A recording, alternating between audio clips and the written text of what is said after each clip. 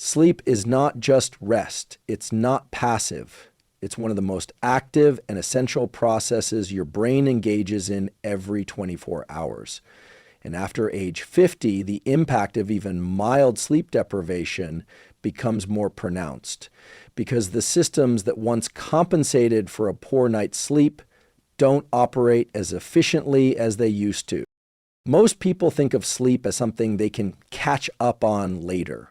But the brain doesn't work that way. Memory consolidation, emotional regulation, and attentional control are all functions that depend on precise sleep architecture, specifically the cycling between non-REM and REM sleep stages. When you cut your sleep short, even by just an hour or two, you're not just reducing the quantity of sleep, you're interrupting the quality of these cycles. But let's break that down. During deep, non-REM sleep, the brain clears out metabolic waste products, including beta-amyloid proteins associated with cognitive decline. It also consolidates factual memories and strengthens neural connections. If you're getting fragmented or shortened sleep, you're not allowing this process to complete. That means weaker memory formation and increased risk of long-term cognitive issues. And then there's REM sleep. This is where emotional processing and creative problem solving happen. When people are sleep deprived, their brains tend to overactivate the amygdala, the center for fear and threat, and underactivate the prefrontal cortex, which is responsible for rational thought and self-control. This imbalance leads to emotional reactivity, impulsivity, and decreased ability to regulate mood. Over time, it doesn't just affect how you feel, it affects how your brain functions in social, professional, and decision-making contexts. Now, mild sleep deprivation, which many people define as sleeping 5.5 to 6.5 hours per night, is particularly dangerous because it doesn't feel severe. You can still get up, go to work, carry a conversation, but what you don't see is how your reaction times have slowed, your working memory has weakened, and your ability to filter distractions has diminished. There's also a compounding effect. If you consistently get slightly less sleep than you need, your brain doesn't fully recover, and you start adapting to a lower level of performance. This becomes your new normal. You think you're just getting older, when in fact your brain is functioning in a depleted state. Studies show that after just 5 nights of mild sleep restriction, people perform on cognitive tests as if they've aged several years neurologically. For those over 50, this becomes even more critical. Sleep depth and duration naturally decline with age. That's not abnormal, it's a biological shift. But it also means that whatever sleep you do get needs to be optimized. Late night screens, inconsistent bedtimes, and stimulants like caffeine in the afternoon all interfere with that. The key takeaway here is simple. Sleep isn't just recovery, it's performance training for your brain.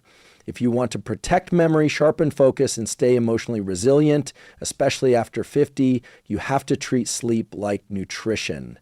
Not optional, not negotiable, foundation.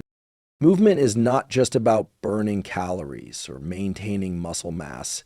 It's a signal to your brain. It tells your brain we're alive, we are engaged, we are adapting. And when that signal goes quiet, when you stop moving regularly, your brain begins to downshift its own activity. This has nothing to do with willpower or motivation, it's biology. And after 50, the consequences of inactivity become even more pronounced.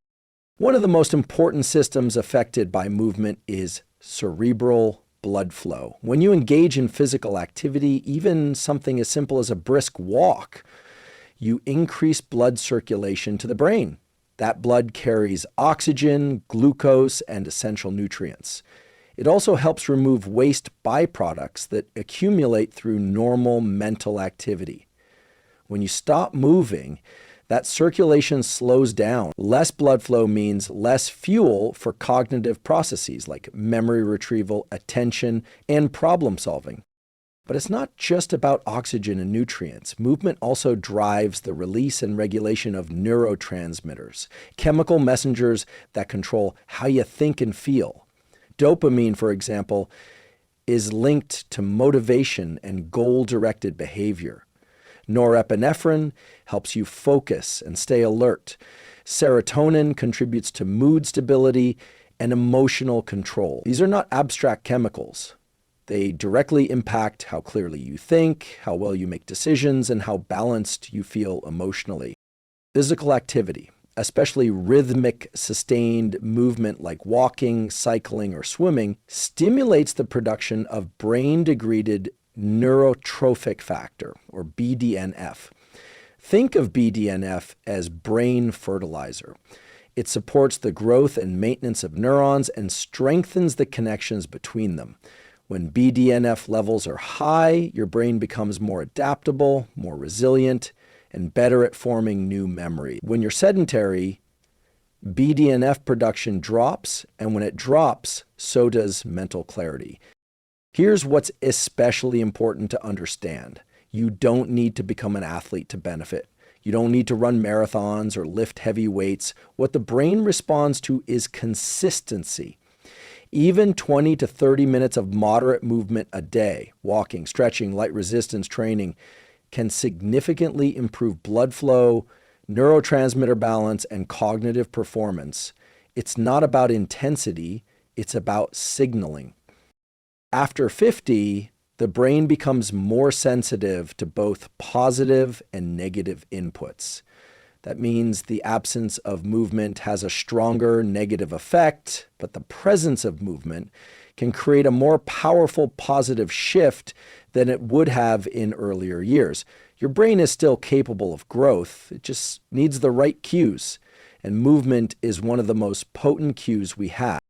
In short, every time you choose not to move, you're not just avoiding physical effort, you're missing a chance to nourish your brain. But every time you do move, even briefly, you're creating a cascade of neurochemical and vascular changes that directly support clarity, focus, and long-term brain health. Movement isn't separate from thinking, it's the foundation of it. There's a widespread belief that multitasking is a skill, that being able to juggle emails, messages, meetings, and tasks all at once is a sign of efficiency. But the science says the opposite. Multitasking doesn't strengthen your brain. It fragments it. It rewires your neural circuits for shallow engagement, not sustained attention. And after age 50, the cost of this mental fragmentation becomes much higher. Your brain has a limited capacity for conscious attention. What feels like multitasking is really rapid task subsuming. And every switch comes with a cost. It takes milliseconds for the brain to reorient itself. And over the course of a day, those milliseconds add up to hours of lost mental energy. But it's not just about lost time. It's about how repeated switching trains your brain. When you constantly bounce between tasks, checking your phone mid-conversation, glancing at notifications during work, switching browser tabs every few minutes, you're reinforcing a loop. That loop says novelty is better than focus. Distraction is rewarded. Your brain starts craving that quick hit of stimulation, the same way it craves sugar or caffeine. Over time, your default mode becomes scanning, not concentrating. Now, here's where it gets especially important for those over 50. As we age, the brain's ability to filter out distractions and maintain cognitive control naturally declines. That's not a flaw. It's part of the aging process. But it also means that any habits that we can focus have a magnified impact. Multitasking doesn't just slow you down. It erodes the neural pathways responsible for deep work, long-term memory formation, and creative problem solving. The prefrontal cortex, the brain region that handles focus, decision-making, and impulse control, requires uninterrupted time to engage fully. When it's constantly interrupted, those circuits weaken. That's why people who multitask frequently often find it harder to read for long stretches, finish tasks without drifting off, or stay emotionally regulated in stressful situations. The brain has literally adapted to chase the next ping or update instead of staying anchored to a single goal. But the opposite is also true. Focus is trainable. When you set aside time to work without distractions, no tabs, no alerts, no toggling, you're strengthening the circuits responsible for executive function and sustained attention. You're building mental endurance. And the good news is even short blocks of focus time can create change. 10 to 20 minutes of deep, single task focus each day can begin to reverse the effects of chronic multitasking. It's also worth noting that multitasking isn't just a work habit, it bleeds into how we interact socially and emotionally. It affects your ability to be present in conversations, to listen fully, to connect with others. And presence, like focus, is a muscle. If you don't use it, you lose it. So the next time you're tempted to check your phone mid-task or juggle multiple windows on your screen, remember, you're not just splitting your attention, you're shaping your brain. And if you want clarity, memory, and cognitive strength after 50, the most powerful thing you can do is train your brain to focus deeply. That's where real intelligence lives. One of the most overlooked factors in brain performance, especially after age 50, is hydration. It sounds simple, even obvious, but most people don't realize just how deeply water intake is tied to cognitive function. And the reason this gets missed is because the effects of dehydration are subtle. They don't show up with loud alarms. They show up as slower thinking, weaker memory, and irritability. In short, the brain starts to run in low power mode, and you might not even realize it. Here's what's happening biologically. The brain is made up of approximately 75% water. That water isn't just structural. It plays an active role in maintaining electrical conductivity between neurons, transporting nutrients, removing waste, and regulating temperature. Even a 1% decrease in hydration can reduce the efficiency of these processes. That small drop can impair neurotransmitter function, lower blood volume to the brain, and increase mental fatigue. After 50, your body's natural thirst response becomes less reliable. You simply don't feel thirsty the way you used to. So it's easy to go most of the day with suboptimal hydration, especially if you're drinking more coffee or tea than water, or if you've reduced your fluid intake to avoid frequent trips to the bathroom. But the brain doesn't adjust for that. It continues to demand a baseline level of hydration to function optimally, and when it doesn't get it, performance suffers. Reaction time is one of the first things to go. This isn't just about reflexes, it's about how quickly your brain can process information and respond to the environment. Dehydration slows electrical signaling in the brain, making it harder to stay sharp and adapt. That's why even mild dehydration has been shown to impair driving performance, decision-making, and hand-eye coordination. Memory is another key area impacted. The hippocampus, the region responsible for forming and retrieving memories, is highly sensitive to fluid balance. When hydration drops, the brain literally shrinks in volume. It's temporary and reversible, but while it's happening, memory function takes a hit.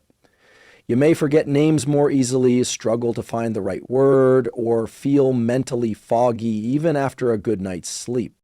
Mood also changes. Studies show that dehydration can increase levels of cortisol, the stress hormone, and reduce the production of serotonin and dopamine, neurochemicals linked to well-being and motivation. The result? You feel more irritable, less focused, and more emotionally reactive. And again, because these changes happen slowly and subtly, they are often misattributed to aging or stress, not hydration.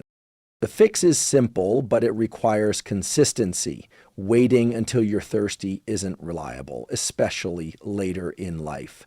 A proactive strategy, such as drinking a glass of water first thing in the morning and regularly throughout the day, is far more effective, Even adding a pinch of salt or electrolytes can help improve absorption if needed.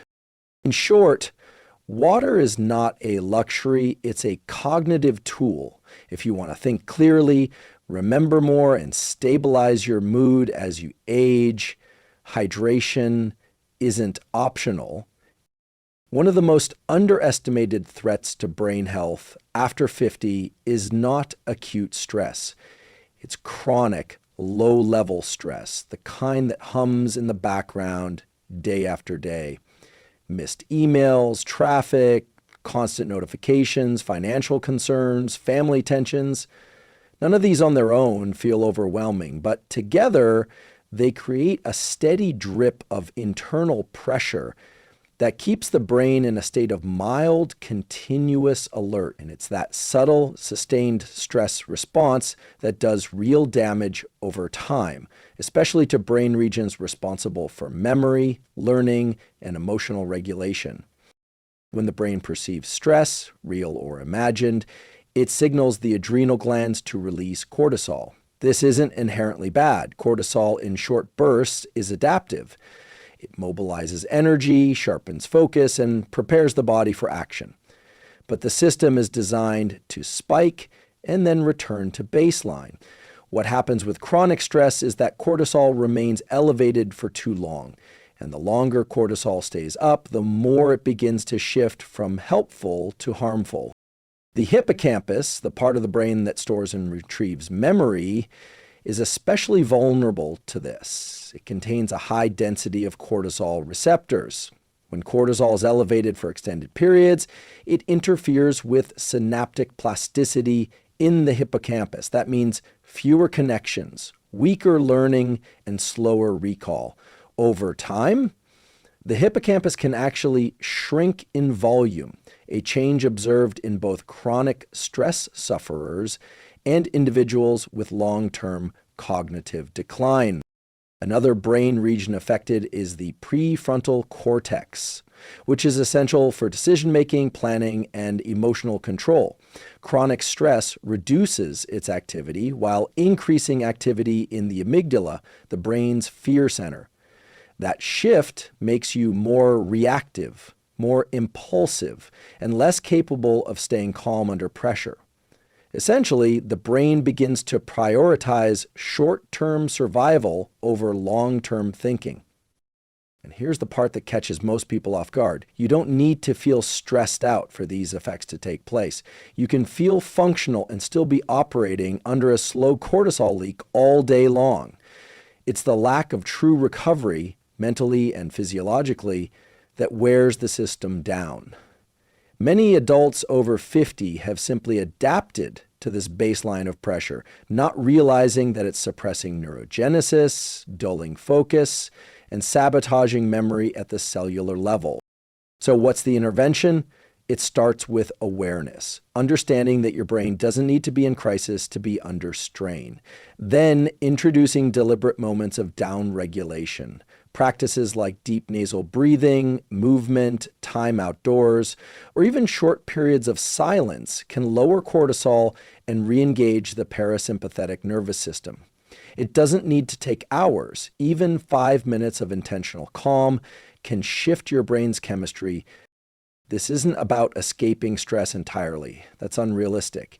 But you can control how your brain processes stress. And the older you get, the more important that becomes. Because while the brain is resilient, it's also highly sensitive to long-term patterns. Chronic, low-level stress, left unchecked, is a slow eraser of clarity, memory, and emotional stability. But when managed strategically, those same brain regions can recover and even strengthen. One of the most empowering facts about the brain is that it's plastic, not in the sense of being artificial, but in the scientific sense, neuroplasticity. That means your brain is constantly rewiring itself in response to what you do repeatedly. And this continues well beyond age 50.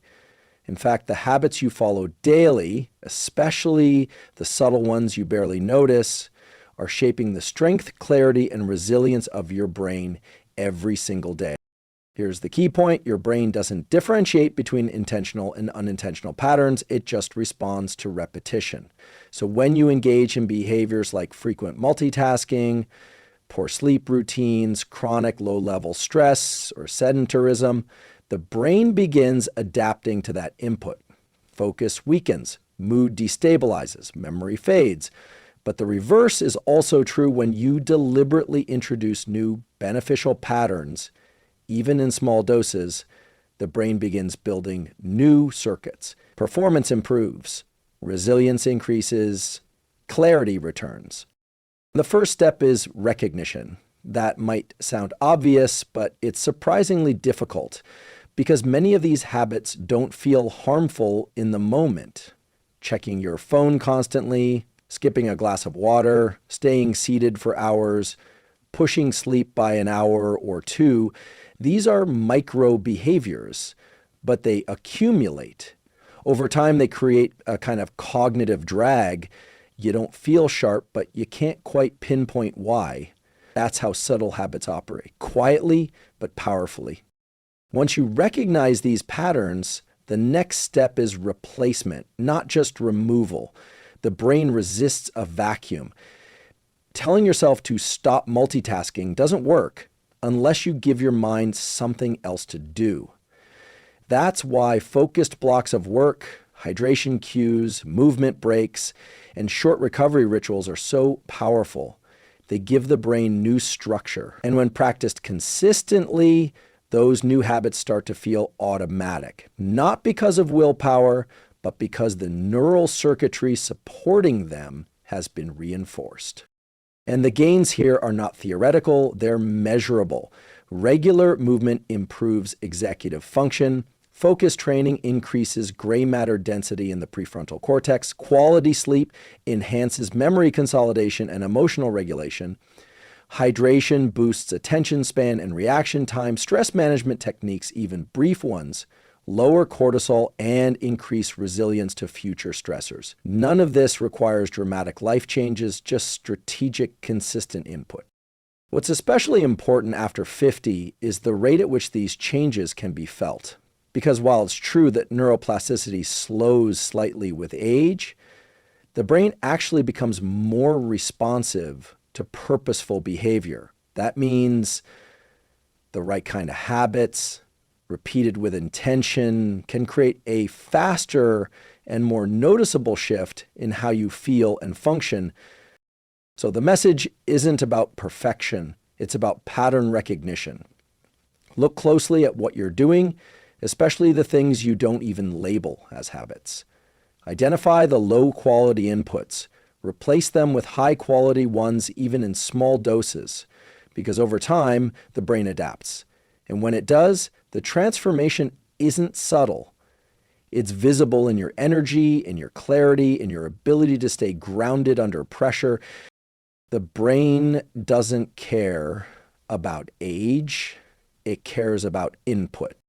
In conclusion, the habits that shape our daily lives, many of which we don't even realize, have a profound impact on our brain's performance, clarity, and resilience, especially as we age. The good news is that our brains are not static. They are adaptable and capable of remarkable change. By recognizing and replacing the subtle habits that quietly drain our mental power, we can take control of our cognitive health and unlock new levels of focus, memory, and emotional stability. This doesn't require dramatic shifts or perfect execution. Small, intentional changes, prioritizing hydration, improving sleep, reducing stress, and engaging in regular movement are all it takes to start rewiring your brain for success. The brain is incredibly responsive to consistent effort, and even small improvements can lead to major benefits over time. So I encourage you to take a moment today to reflect on the habits you've built into your life, particularly the ones that may be quietly undermining your mental performance. Recognize them, replace them with more positive choices, and commit to the process of neuroplasticity, the process of strengthening your brain through intentional actions. The brain doesn't care about age. It cares about what you do with it. So start now. Take one small step and watch how your brain responds. The power to transform your cognitive health and resilience is in your hands. Make today the first step toward a sharper, clearer, and more resilient mind.